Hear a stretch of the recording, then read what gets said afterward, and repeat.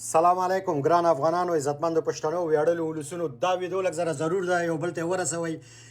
بالاخره زما پښتو کتاب په اروپا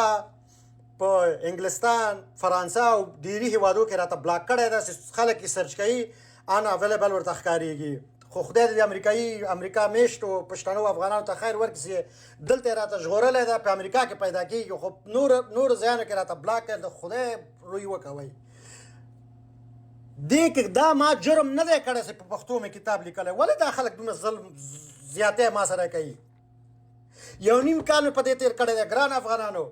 یو شی بل زه تاسو ته وایم یو تعداد نور افغانان وایي چې عزیز پولاد خو په انګلیسي باندې سم نه پوهېږي دا څنګه انګلیسي کتاب یې لیکلی ده وا قربان مو سمه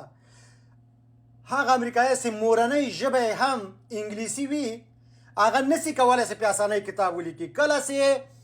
یو پښتون کتاب لیکي لومړی په پښتو په خپله مورنۍ ژبه باندې لیکي وروسته له هغې شپږ اساسي مرحلې لري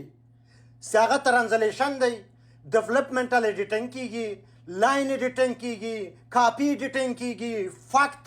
چیکنګ کېږي پروف ریډنګ کېږي فارمټنګ ان ټایپ سیټنګ کېږي وروسته له هغې بیا د امریکا چاپخانۍ خونې ته وړې مثلا دا زما کتاب په امریکا کې د لاس ویګاس ښار کې مثلا چاپ شوی ده او مخکې د چاپه د هر خط چک کېږي لوستل کېږي چې موزره نه وي د چا دین خلاف نه وي د چا قوم خلاف نه وي تعصب پکې سوی نه وي کوم نور غیر ضروري او خطرناکه موضوعات پکې لیکل سوي نه وي وروسته د هغې به اجازه ورکوي چې په امازون کې وغورځېږي او بالاخره امریکایان چاپ کی دا خو اسانه نه ده زه چې کله وایم چې یو نیم کال ما په ده باندې وخت تېر که دا خو عادي خبره نه ده که نه تاسو خپله دا یو تعداد موزره خلک خپله یو کار نسي کوئ راځي د یو ځوان سرنوشت خرابوي خو په هر تقدیر نو ګران افغانانو زه تاسو ته طریقه ښیم چې څرنګه کولی شئ ما سپورټ کوئ زما ملاتړ وکئ په عمل کې ملاتړ وکئ ډیره مننه چې ماته تکس کوئ یا کامنټ راکوئ د ستاسو ګوتو نه جار سم دا صحیح دی خو عملي ملاتړ وکړئ هغه څوک چې په امریکا کې دي دوی ته هم طریقه ښایم او هغه افغانان چې په نورو هیوادونو کې دي په اروپا انګلند فرانسه یا په هر ځای کې وي هغې ته هم زه طریقه ورښایم ګورئ دا امازان د صحیح د په موبایل کې معین شکل همداسې کېږي مثلا عزیز پولاد لیکي عزیز پولاد کتاب په امریکا کې راځي د نورو ځایانو څخه متاسفانه راته بلاک کړی ده کله چې زما کتاب دا دی راغی سی آپشنز به وهې سی آپشنز کله داسې ووهه سی آل باینګ آپشنز بالاخره اد تو کارت به وهې او څنګه کولی شئ چې ریویو ورکوئ ګورئ دغه ستوره باندې به کلک وکړئ کله مو چې په ستوره باندې کلک وکړئ صحیح ده رایټ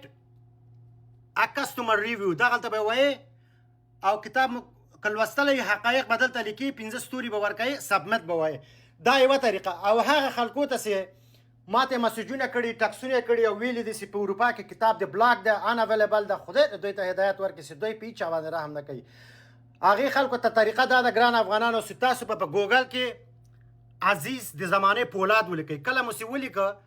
او لټون مو ووهه اتومات څه شی راځي پښتون لګسي لایبرري او بالاخره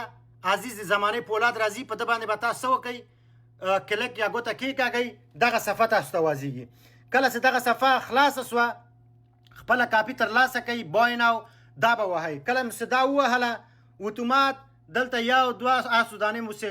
طبیعت وي اخلئ خپلو ملګرو ته ګفت ورکوئ هماغومره تعداد به وهئ اد تو کارت به وهئ او بالاخره هغه کتاب به تاسو اخلئ او انګلیسي سره رقم کېږي ګران افغانانو انګلیسي ډېر اسانه ده په انګلیسي کې به فورجډ بای ټایم وهي فورجډ بای ټایم وینې داسې دا مو چې ووهه دا نو به په ټوله دنیا کې خلاص ده فضل د خدای ځکه چې امازون سی انګلیسي نسخې ډېرې ښه تشخیص کولی شي که څوک دوی باندې دروغ هم ووایي هغه بیا ګیر کېږي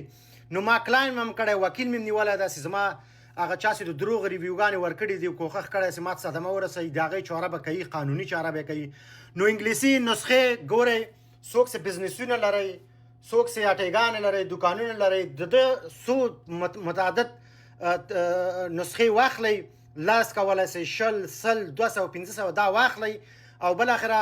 خپلو هغه کسټمر ته خپلو هغه مشتریانو ته ډالۍ کوي ګران افغانانو بیا زه کولی شم چې تاسو سره کومک وکړم هغه ستاسو دکان یا ستاسو بزنس هر څه چې ده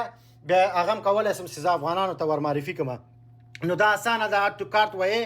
هر څو دانې چې اخیستلی شئ هغه کولی شئ چې واخلئ او وروسته د هغې بیا ریویو ورباندې ورکوي انګلیسي نسخه چې ده 1416 صفحې دي او پښتو نسخه چې ده څه باندې 200 صفحې دي نو دغه کومک را سره وکړئ همکاري را سره وکړئ د ټولو افغانانو څخه نړۍ مننه هغه افغانان چې زما سپورټ یې وکړئ او د یو ځوان لیکوال ملا یې وتړله تر څو هغه تشویق سي په راتلونکي کې نور اثار ولیکي ما هم دا اوس یو پروژه په کار اچولې ده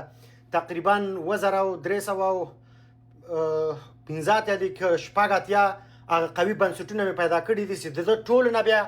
یو کتاب جوړوم او